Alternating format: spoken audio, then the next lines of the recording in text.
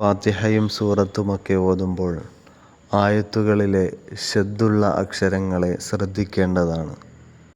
ആ ശദ്ദ് പാലിച്ചോതിയാലേ ഖുർആൻ പാരായണം ശരിയാവുകയുള്ളൂ.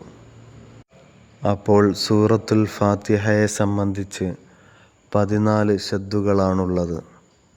അപ്പോൾ അർ-റഹ്മാൻ എന്ന വാക്കിനെ അലിഫ്ലാമിൻ്റെ കെട്ടൊക്കെ അഴിച്ചിട്ട് അൽ റഹ്മാൻ എന്നോതിയാൽ ആ ഖിറാഅത്ത് ശരിയാകുന്നതല്ല.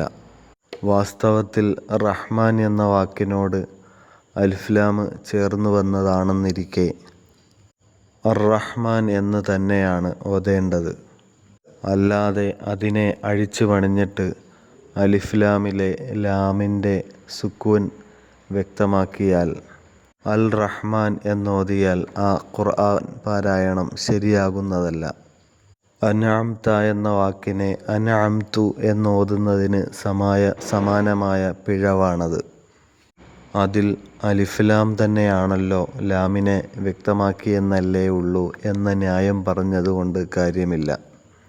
റാ തജ്വീദ് പ്രകാരം ശംസിയായ അക്ഷരമായതിനാൽ അർ-റഹ്മാൻ എന്ന് തന്നെ ഓതണം. അതുപോലെ തന്നെ മറ്റൊരു സ്ഥലമാണ് ഇയ്യാക്ക.